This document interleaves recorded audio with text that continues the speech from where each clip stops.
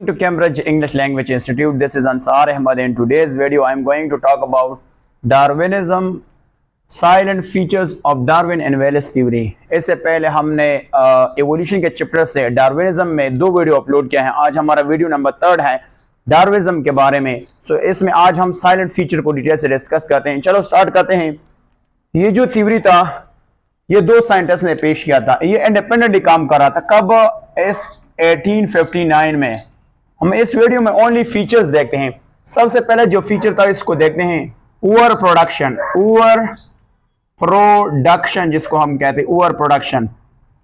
Over production से क्या मुराद होता है? ओवर प्रोडक्शन से मुराद ये होता है कि हर ऑर्गेनिज्म में ये सलाहियत होती है कि वो ज्यादा से ज्यादा बच्चे पैदा कर सकते हैं। हर ऑर्गेनिज्म में ये सलाहियत होता है कि वो ज्यादा से ज्यादा बच्चे पैदा कर सकें, यानी ऑफस्प्रिंग पैदा कर सकते हैं। बट चूंकि हमें पता है कि जो कायनात में है उनमें से रिसोर्सेज जो है वो लिमिटेड है। रिसोर्सेज हमारे पास क्या है?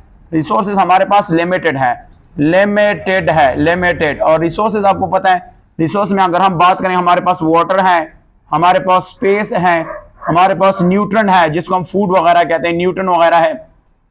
तो जितना ज्यादा बच्चे पैदा हो जाता है तो फिर आपको पता है हमारे पास क्या होता है, हमारे पास रिसोर्सेज जो है वो लिमिटेड होता है। तो आपको पता है लिमिटेड ऑफस्प्रिंग पर सरवाइव करेगा, क्योंकि कंपटीशन होता है। लिमिटेड जो है ना, लिमिटेड ऑफस्प्रिंग जो है वो सरवाइव करेगा। ऑफस्प्रिंग जो है ना वो क्या करेगा? वो सरवाइव करेगा, यानी वो क्या करेगा? सरवाइव करेगा। क्योंकि हमें ये पता है कि रिसोर्सेज के ऊपर क्या होता है? कंपटीशन होता है, कंपटीशन होता है। तो ये हमारा फर्स्ट पॉइंट हो गया। अब पॉइंट नंबर 2 की तरफ आते हैं, जिसको हम कहते हैं struggle for existence. Struggle for existence को डिस्कस करते हैं। Struggle for existence, struggle for existence, existence, ये पॉइंट नंबर 2 है डार्विनिज्म की। अब इससे क्या मुराद है? जो इंडिविजुअल पैदा हो जाता है, इंडिविजुअल पैदा होता है, बोर्न होता है, तो इन्होंने क्या करना है? इन्होंने सर्वाइव तो भी करना है ना। इन्होंने क्या करना है? सर्वाइव भी करना है। जब सर्वाइव करना है तो आपको पता है क्या होता है? कंपटीशन होता है, कंपटीशन होता है। और कंपटीशन होता है, इन्होंने डार्विन ने उसको स्ट्रगल फॉर एग्जिस्टेंस का नाम रखा। कंपटीशन किस चीज पे हो सकता है? कंपटीशन फूड के ऊपर हो सकता है, स्पेस के ऊपर हो सकता है, फूड के ऊपर हो सकता है, मैटिंग के खिलाफ हो सकता है, मैटिंग। इवन जो adverse climatic condition of environment होता है, एनवायरनमेंट जो है ना उसको तंग करता है, उसी के खिलाफ भी हो सकता है। और इन्होंने ये बताया था कि हमारे पास जो स्ट्रगल फॉर एग्जिस्टेंस उसका मतलब क्या होता है? इसका मतलब होता है सेल्फ प्रिजर्वेशन। सेल्फ प्रिजर्वेशन से मुराद होता है सेल्फ को महफूज करना। दूसरा सेल्फ परचुएशन का मतलब है जिंदा रहना।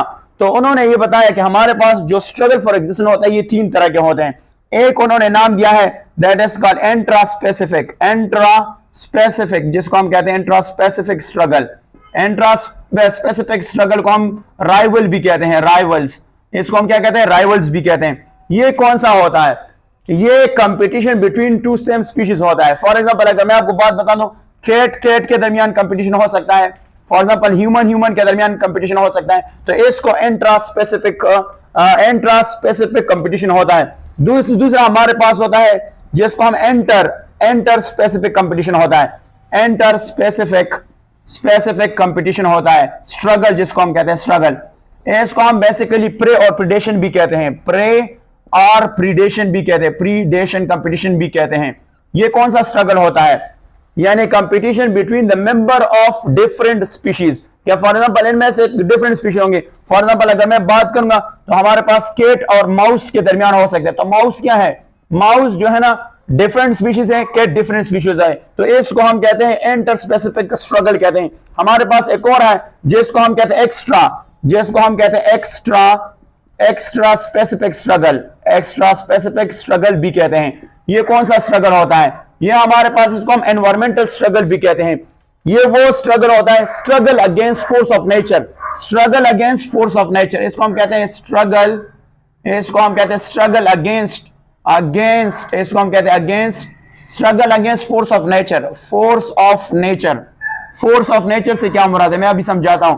कि फॉर एग्जांपल यहां पे एक ऑर्गेनिज्म है, इसने अभी सरवाइव करना है, किसके खिलाफ स्ट्रगल करनी है। For example force of nature में अर्थक्वेक आ सकता है, फ्लड आ सकता है, इससे अलावा वोल्केनो आ सकते हैं। इन्होंने इससे बचाना है तो इसको हम फोर्स ऑफ इसको हम कहते हैं एक्स्ट्रा स्पेसिफिक स्ट्रगल कहते हैं। अब हमारे वेरिएशंस तो देख लेते हैं हमारे पास थर्ड वन कौन सा है, इसको वेरिएशन कहते हैं, वेरिएशंस। अब वेरिएशन कहते हैं चेंजेस को कहते हैं, जो हमारे पास इंडिविजुअल है उसमें से ग्रेट वेरिएशन पाए जाते हैं। कौन कौन सी चीज में? सबसे पहले फॉर्म, साइज के लिहाज से, कलर के लिहाज से, हैबिट के लिहाज से, फिजियोलॉजी के लिहाज से, फिजियोलॉजी के लिहाज से इनमें से वेरिएशन पाया जाता है अमॉन्ग इंडिविजुअल में। इवन हमारे पास जो टू इंडिविजुअल होते हैं उनमें से वेरिएशन पाए जाते हैं। इवन अगर हमारे पास ट्विन्स होते हैं, मोनोजाइगोट होते हैं, उसमें से वेरिएशन पाए जाते हैं। अकॉर्डिंग टू डार्विन वेरिएशन जो है ना हेरिटेबल होते हैं, और ये दो तरह के होते हैं। एक का नाम है हार्मफुल वेरिएशन और दूसरे का नाम है यूजफुल वेरिएशन। हार्मफुल वेरिएशन और दूसरे का नाम है, दूसरे को हम कहते हैं यूजफुल वेरिएशंस। तो दोनों को देख लेते हैं। हमारे पास जो यूजफुल वेरिएशन है उससे क्या मुराद होता है? यूजफुल वेरिएशन को देख लेते हैं। आपके बुक में एक टॉपिक दिया है, एक गिवन दिया है कि हमारे पास जो हैंडर होते हैं, हैंडर का मतलब रुकावट पैदा होते हैं माजूर लोगों को, जिसको हम हैंडीकैप कहते हैं, हैंडीकैप माजूर को कहते हैं। तो माजूर लोगों में ये जो कास्ट करता है वो डिसएडवांटेज करता है, डिसएडवांटेज कास्ट करता है, और ये फिर एक्सटर्मिनेशन होता है। एक्सटर्मिनेशन मतलब ये किल हो जाती है, खत्म हो जाते हैं। अगर मैं इसकी एग्जांपल देखूं कि हमारे पास ये एक बंदा है और ये दूसरा बंदा एग्जांपल है, इनमें से फुट जो है ना वो हेल्दी है और इनमें से फुट हेल्दी नहीं है। तो आपको पता है कि जब गाड़ी आ जाता है तो आपको पता है ये क्या होगा, ये जो है वो भाग नहीं सकता है। तो ये क्या अगर ये एनवायरनमेंट को एक्सटर्मिनेट करेगा, ये खत्म हो जाएगा। और ये जो है ना ये आपके पास यूजफुल वेरिएशन होता है। तो यूजफुल वेरिएशन किसकी एग्जांपल होते हैं? तो इसमें क्या है, एडवांटेज पिलाता है, और इस एडवांटेज की वजह से इसकी चांसेस जो है वो बढ़ जाते हैं। इसको हम यूजफुल वेरिएशन कहते हैं। हमारे पास जो नेक्स्ट पॉइंट है जिसको हम कहते हैं सर्वाइवल ऑफ द फिटेस्ट, या इसको हम फोर्थ नंबर नेचुरल सिलेक्शन को देखते हैं। नेचुरल सिलेक्शन और दूसरी का हम कहते हैं सर्वाइवल ऑफ द फिटेस्ट। हम इसको कहते हैं सर्वाइवल ऑफ द फिटेस्ट, हम आपको कहते हैं survival of the fittest.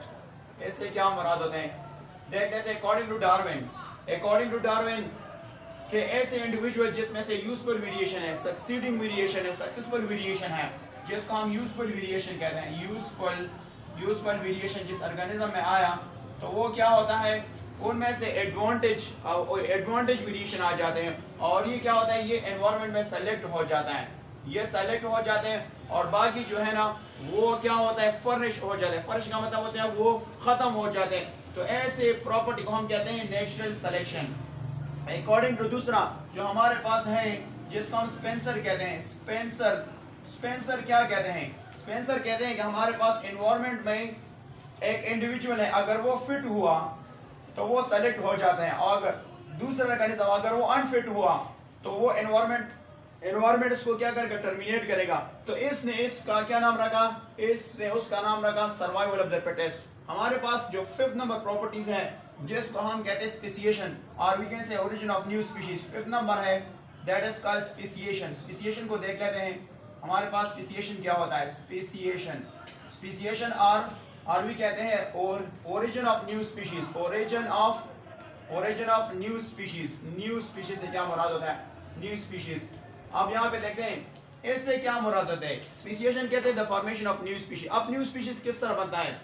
According to Darwin कि जब हमारे पास कौन सा चीज होता है, जब हमारे पास यूजफुल वेरिएशन होता है। तो यूजफुल वेरिएशन क्या होता है, हमारे पास जो एंसेस्टर होते हैं ये डिसेंडेंट तक ट्रांसफर होते हैं। डिसेंडेंट कहते हैं बच्चों तक ट्रांसफर हो जाते हैं, और जब बच्चों तक ट्रांसफर हो जाते हैं फिर इस डिसेंडेंट से और नेक्स्ट जनरेशन तक ट्रांसफर हो जाता है, जिसको हम कहते हैं जनरेशन। और जब जनरेशन तक ट्रांसफर हो जाती है वेरिएशंस, तो ऐसा मौका आ जाता है कि जो एंसेस्टर की जो डिसेंडेंट होते हैं, ऑफस्प्रिंग होते हैं, वो क्वाइट डिफरेंट वो होते हैं। और ये क्वाइट जब डिफरेंट हो जाते हैं तो इससे क्या बन जाता है, इससे न्यू स्पीशीज बन जाता है, जिसको हम स्पेसिएशन वगैरह कहते हैं, जिसको हम क्या कहते हैं, स्पेसिएशन कहते हैं। और इसे डार्विन ने ये भी डिफाइन किया है कि descent with modification is also known as evolution. तो हमारे पास नया स्पीशीज किस तरह बनता है, हमारे पास जो इंडिविजुअल होता है उनमें से जो यूजफुल वेरिएशन पाए जाते हैं वो बच्चों तक फिर और नस्ल तक फिर नस्ल, तो ऐसा मौका आ जाता है कि इनके दरमियान मैटिंग नहीं हो सकते हैं और नया स्पीशीज बन जाता है। इसको हम स्पेसिएशन कहते हैं।